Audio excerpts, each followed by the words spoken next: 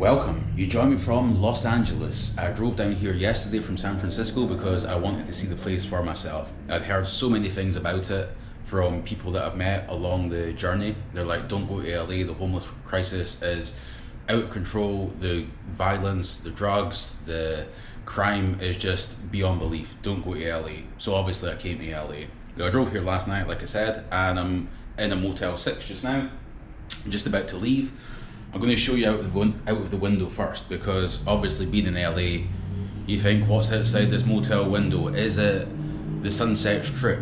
Is it the Whiskey A Go Go? Is it the Comedy Stand? Is there celebrities out there? Well, bathe in the magnificence of my view from the Motel 6. So we have your Chevron filling station, your cloudy sky. We have two cars in the parking lot. We have, bizarrely, a four-door convertible Cadillac that I've never seen before. That isn't mine. The black box, that's mine there. That's what we're going to be driving. Today, we're going to go and take a look firstly at Skid Row, which is the area famous or infamous in Los Angeles for being the mecca for homeless people in LA.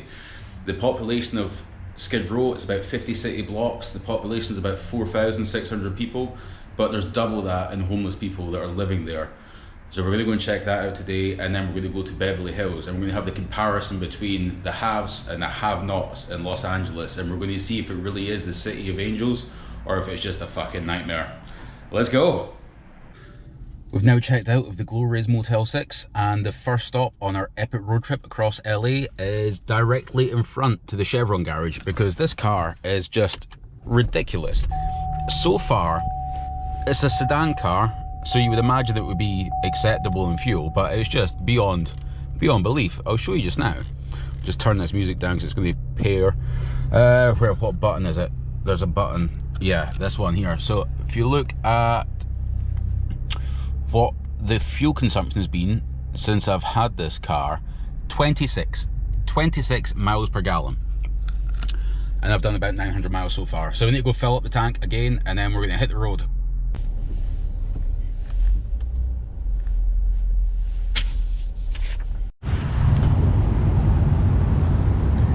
What I love about the US is that every one vehicle does so few miles to the gallon that when you're filling the tank, you have a little nozzle here, so you can keep it just pumping gas the entire time. So you can see the numbers are going up and it's slowly filling, and I'm not touching it. That's one good thing. One. We're now just arriving in Skid Row, and you can see already, like, it's just, like, it doesn't look great, we'll say that. And yeah, we're gonna take a drive around just now and see what we can see. Jeez, I've just seen a street down there, and it's just a shanty town the entire way down.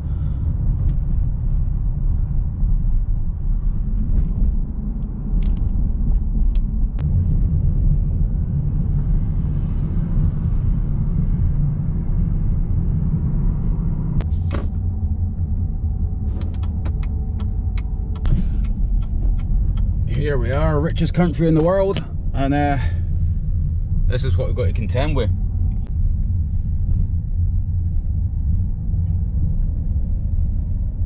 It just keeps getting worse as you go further into Skid Row, and I think that, like, I'm actually not as shocked by this as I thought it would be, because I was expecting it. When I was in San Francisco the other day, I wasn't expecting to see it there, but here you kind of know.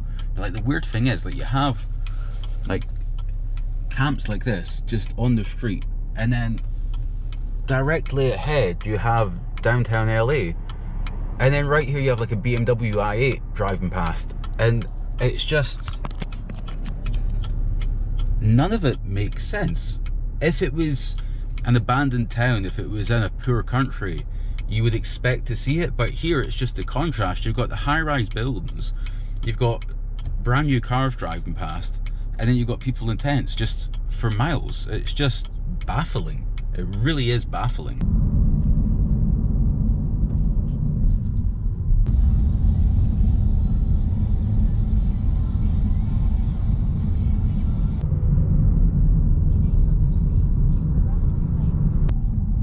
I think it's the complete contrast, like I say. Like, you've got people living in the streets, and then you've got the shininess that is the LA skyline just ahead. Like, it's unbelievable. Oh, I love what they've done. They put like bamboo trestle around their little shack. But like, you have the complete contrast of just people living in squalor like it's the third world, but then just above it you have the skyline of LA. Like, it's baffling. It really is. This is just a few meters ahead of the entrance, or the exit rather, now to Skid Row, and I think that, like, from what I've seen, it's absolutely baffling that this place exists. And it's baffling that this place has existed, and there's been a homeless epidemic here since the 1930s. Skid Row has been around since the late 1800s. It's been notorious for homeless people, for drugs, for police raids, for violence, for crime. It's kind of like Tepito in Mexico City. It's that area of the city that's just been written off by everyone. Most people that live in LA, like, they wouldn't come here because it is just homeless people. The statistics are that it's 50 square blocks in Skid Row, and the population is about 4,600 people, roughly, give or take, obviously. But the homeless population is between 4,000 and 8,000. So the people that live here in accommodation because it's cheap. There's a lot of artists, a lot of bands, a lot of musicians, because Skid Row has been made famous or infamous in pop culture as well by bands like Motley Crue and the band Skid Row in the 1980s, a lot of these metal bands. So there are people that live here for that reason, and it is quite close to downtown. But the homeless population is, I think it's went up 20% in the last year, but like, who actually knows? I don't know if there's anyone's counting, or if you can count these people, or if these people want to be counted. Like, it is just a mental place. Like, I can't imagine somewhere like that being in the centre of Edinburgh or the centre of my hometown in Scotland. Like, it just wouldn't happen. I don't know if that's because it's a population dense city here. I think it's like 3.8 million people in LA, but if you take into account like LA County, it's 18-19 million. So maybe the argument is, well, if we have 60,000, 100,000 homeless people, that's a very low percentage, which I suppose technically it is, but it's when you see them all in one place, that's what makes it pretty heartbreaking, to be honest. I mean, if I was American, that could be me quite easily. I don't come from a well-off family, I don't have financial backing. Like, that could be me if I was here. Yeah, it does make you wonder.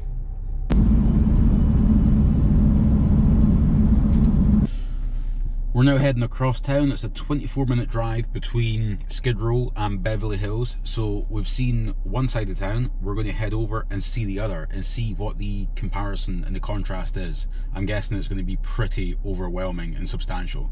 So let's go check it out. We've arrived. We're now in Beverley Hills. We're going to take a drive around and we're going to see how the other half live. It felt almost like driving into a gated community when I arrived. There was a big archway and it says "Welcome to Beverley Hills. No vehicles over 3 tons allowed beyond this point." So it really does feel like it's a gated community, although you can just drive in. And yeah, we've been on the go for a matter of minutes, and you can see the houses here is a significant difference to Skid Row, which is about a 25-minute drive from where we are just now. We'll take a drive around, like I say, and we'll see what we can see.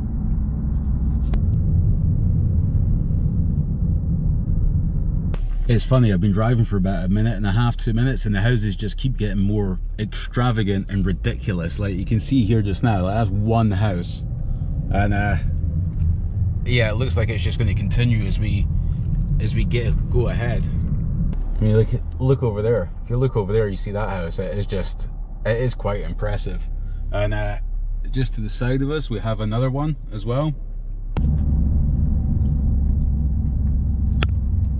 Just driving around here, like, looking at the houses, and I mean, you can see there, like, one house. I mean, that is excessive. But the one thing that I've noticed, that it's trash day, and I'm looking around at the houses and I'm like, I bet there's some really good stuff in those trash cans. I'm actually thinking about going bin raking just now, because, like, Jesus, It is like something out of a movie.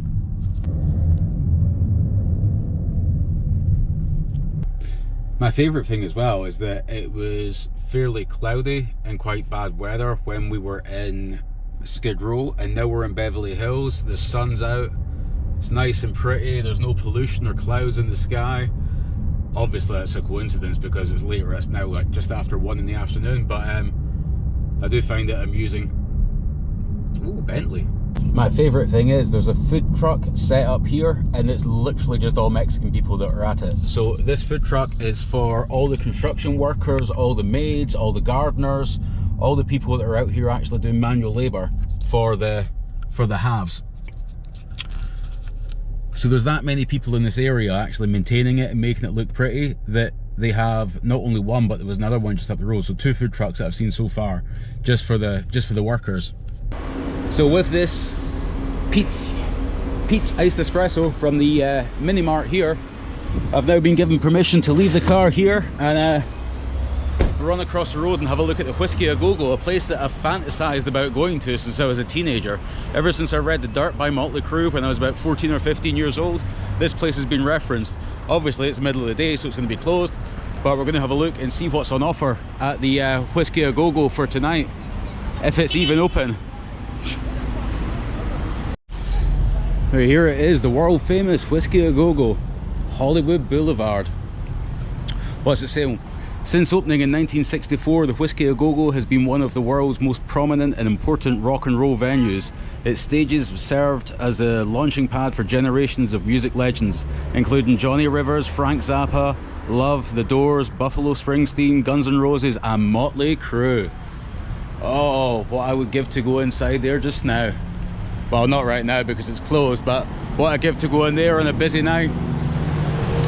So yeah, here we are, down on the Sunset Strip, as has been referenced by several Motley Crue songs. I think that's it. Let's see what's going on there tonight, or in general. Oh yeah, here we go. So we've got, yeah, I don't know any of those. But here we are outside the Whiskey A Go-Go. I never would have thought when I was 14 or 15 years old that 20 years later I would be standing outside the Whiskey A Go-Go in a position where even if it was open, I probably couldn't go inside because I don't have a bit of paper that says I've been vaccinated. So it's here and I'm here, but I can't go inside even if it was open. What a bizarre state of circumstances. Oh well. Back to the car. Here's the thing with LA, it doesn't matter where you want to go because the city is so spread out and the population density is so high that wherever you want to go, you've got to join the freeway because the public transportation system, there's no trains, the buses are erratic, and yeah, it's not really got the infrastructure set up, so you need to drive wherever you're going. And the problem with that is that not only do you need to drive, but everyone else needs to drive as well. So it's like 2:15 in the afternoon. Trying to go from the Sunset Strip to Compton, it's 21 miles away across the city in another district, and it's saying it's going to take 43 minutes to get there. So you can see downtown in the distance there. So yeah, just to give you an idea of the size of the city, 21 miles across the city, and it's just the highways run in the center of the city, but like it's still 21 miles away. The idea that's from Edinburgh to my hometown. That's a commute. People move to a different city in a different county because it's less expensive. The idea of traveling 21 miles and you're still in LA that's impressive. Like even when I was living in Hanoi, population of 7 million people, like I don't remember I was in the north, so if you went for maybe 4 or 5 miles north, you were in the countryside. If you went south, it was a 2.5 hour bike ride, like a motorbike, regardless of traffic. But I didn't venture down there that often. The idea that in LA everything is so sort of spread out but congested at the same time is quite bewildering. Yeah, so we're on our way to Compton. We're going to drive around there with the hat pulled down low so no one sees that I'm not from around there, and we're going to check that out and see what that's like. Wish me luck.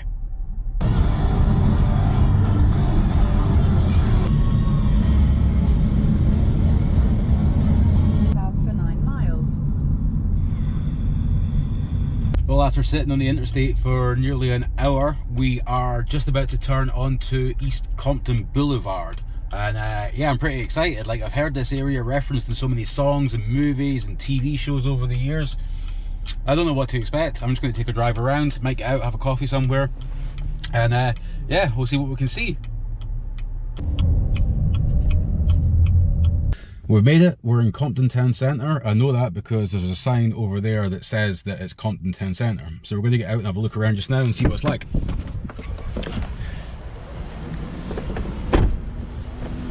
Now, all you might know about Compton is that it's one of the most violent cities or locations in the US, and it's known for gang violence, drugs, murders, violent assaults, robberies. While all of that is true, it's not nearly as bad as you would imagine.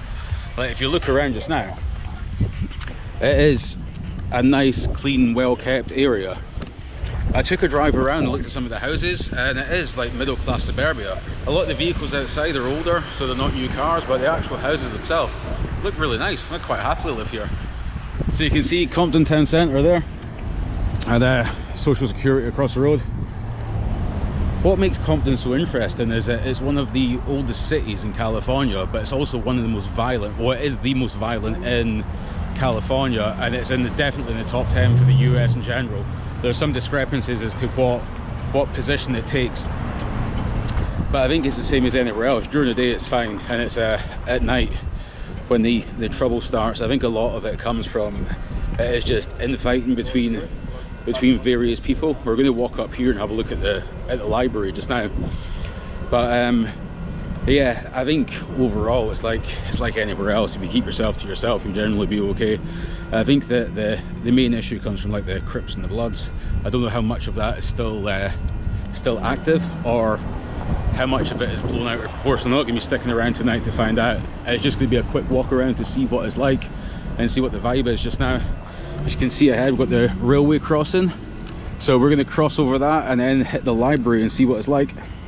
Now, just crossing the railway line just now, and what a lot of people think about Compton is that it's an exclusively black area, but it's not. The blacks were all chased away by the Hispanics about 20 or 30 years ago, so the majority of the population here now, about 60%, is black, is Hispanic, sorry.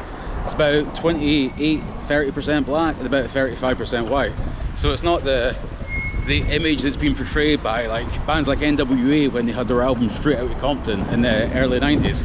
Like, that image is much the same as everything else in the US. A lot of it's just there for show, and obviously it varies place by place. But here's a library, and I doubt it's open. I think I can smell a lot of weed and I can see crackheads. Yeah, I know my limits. I'm not going to walk up there. I'm going to stick to the main drag. I think a white guy walking about in Compton with a Scottish accent, filming himself dressed like an American redneck, probably isn't the best look. So I've been fine so far. I've had a couple encounters since I've been in the US that have scared me slightly, but yeah, I know where my limits are. I'm going to walk back just now. I've done very little research into this, so I want to make sure I'm okay.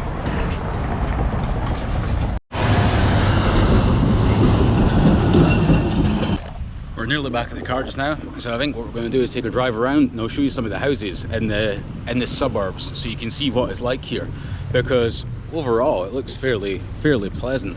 I mean, when you compare it to some parts of LA, it's far more preferable.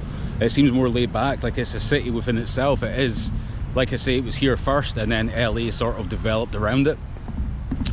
So it is more of a small town vibe, despite the fact it's within the middle of a city, like a vast city at that.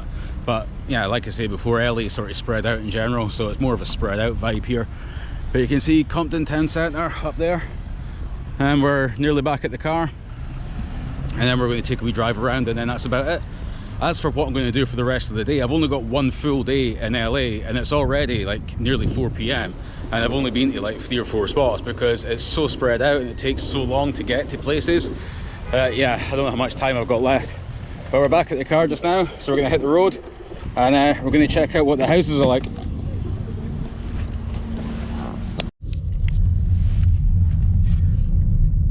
So you can see driving around Compton, it is like a fairly respectable middle class area in a lot of ways. Like there's some really nice houses.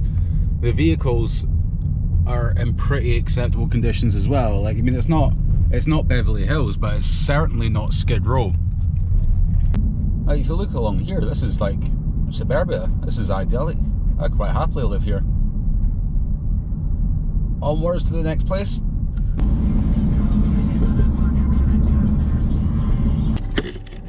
We are currently on Ocean Boulevard in Long Beach. We've made it to Long Beach. It wasn't that far from Compton, so we're going to head to the beach, see if we can find it. On the map it's just to the right of us, but it's a case of trying to park the car somewhere and make sure it doesn't get stolen, I don't get robbed, and we can all have a good time. Oh, we've made it to Long Beach. I think I can park here. There's like a red line, like the Maginot line, and it's 208 no parking, Sunday, blah blah blah. So yeah, I think I can park past here. I don't know if it's pay and display, but I'm just going to run down to the beach and have a look, and then go back to the car because I don't want to spend any money on parking. But this is the view that I can see. It's pretty windy here just now, but Long Beach should be dead ahead of us. And I'm hoping for like some nice sandy beach, some beautiful people down on the beach, but I'm not sure what to expect. I can't quite see it. I'm excited. It should just be over here just now. On the map it is a beach, so there is that, and yep, I can see it just over here. It's the beginning of it. Well, we've made it. We're in Long Beach, so we've covered quite a vast amount of Los Angeles so far today. We started off at the Motel 6, we went to the Chevron gas station. After that we went into Skid Row, we went to Beverly Hills, went to Compton, and now we're here at the beach. It is pretty windy and it is pretty chilly here just now, and it does feel a little bit sketchy, I'm going to be honest. But yeah, we're in Long Beach. I think that's about it for today. We'll have a walk. So we've got a lifeguard station here, and obviously the lifeguard has an ensuite because he lives under the station. We have the saltwater deck over there. Not going to go. And I parked up on the main street, so I didn't have to pay for parking. It's only a couple minute walk from here. But yeah, it's not how I imagined it. You can see over there you've got a lot of engineering works going on, and yeah, cruise ships coming in, oil tanker. So it's not the picturesque beach that I was imagining. I think I might be thinking of Venice Beach, I'm not sure. There's obviously a couple. But yeah, here we are. And I think that's about it for today. It's taken me about 5 hours of driving to get to these spots that I've been to today. And I'm not sure, I don't have any accommodation booked for tonight, so I'm going to go back to the car just now. It's about 4 PM. I'm going to go back just now and have a look and get an idea as to where I am. I presume that this area is going to be ridiculously expensive. I looked last night for hotels that were in like West Hollywood, close to the Whiskey a Go-Go and places like that. It was like $200 a night. That's why I ended up in that Motel 6, and even that was I think $75, something like that. So I'm going to go online and have a look, because tomorrow I need to drive back to San Francisco because I need to drop the hire car off the following morning at 10 AM. And so yeah, that's basically it from LA. And when I drop the hire car off, I think after that, I'm not sure, but I might be heading to Florida. That's the plan, in a couple of days. So I'll catch up and see you somewhere else, probably in Florida, in a couple of days. Enjoy. Peace out.